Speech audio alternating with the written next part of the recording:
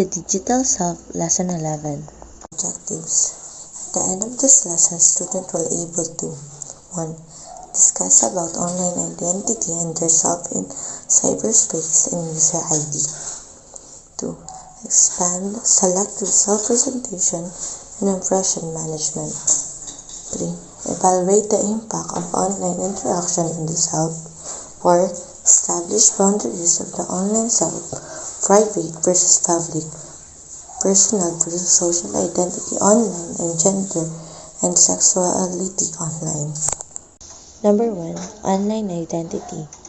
Online identity, also online identity or internet persona, is a social identity that an internet user establishes in online communities and websites. It may also be an actively constructed presentation of oneself. Although some people choose to use their real names online, some internet users prefer to be anonymous, identifying themselves by means of pseudonyms, which reveal verifying amounts of personally identifiable information. Online identity may even be determined by a user's relationship to a certain social group they are part of online. Some can be deceptive about their identity. Impression management. That tends to control our influence of people's perception toward us.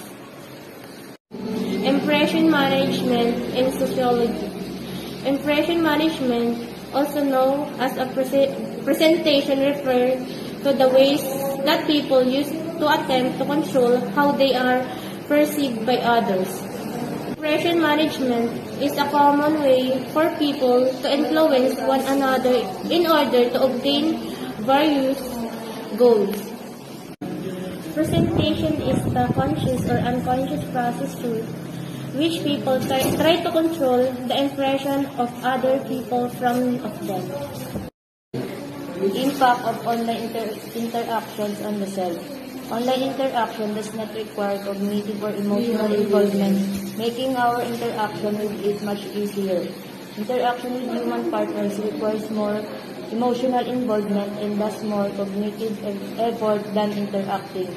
The extra effort involved in face-to-face interactions can be spared in online interactions that are founded on minimal or constrained social cues. Most of these signals can be summed up in emoticons or punctuation. Hence, it is easier to hide our emotions behind an email, a Facebook post, or a tweet. We can control our self-presentations and online interactions, and this may be both beneficial and harmful to the individual.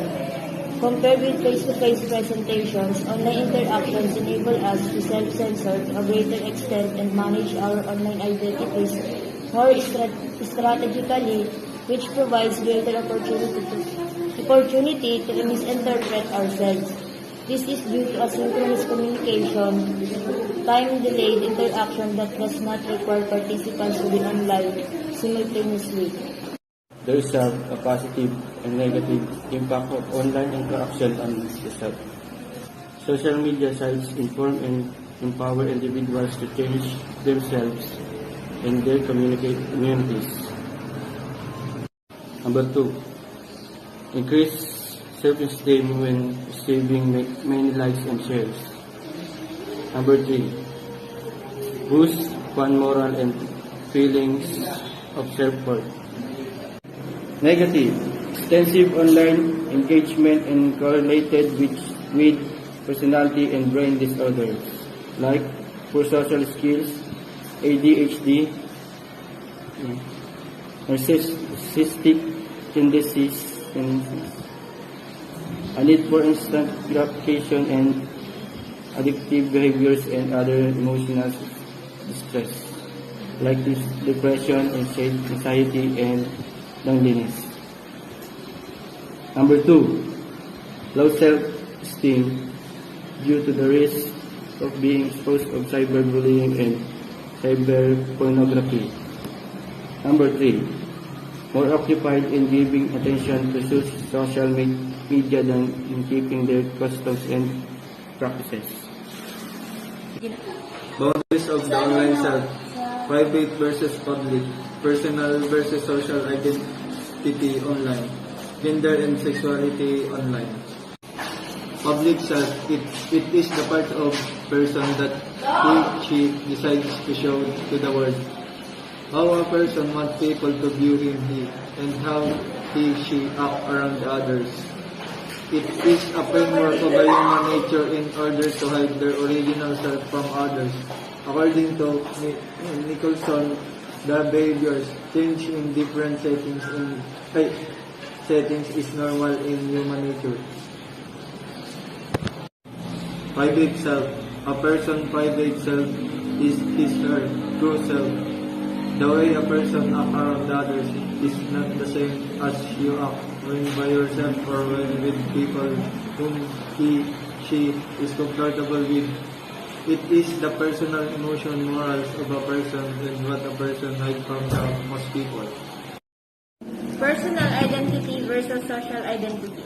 Personal identity involves how you see yourself as different from others, focuses on the differences among people, gives you a sense of self based on your unique traits and history, may involve choices you make in life, such as your career, hobbies, and interests, as well as aspects of your lives that you have control over, such as your skin color or where you grew up. Social identity. Social identity involves how you identify yourself in relation to others, according to that you share in common with others, focuses on the similarities people share, gives a sense of belonging to a group of people.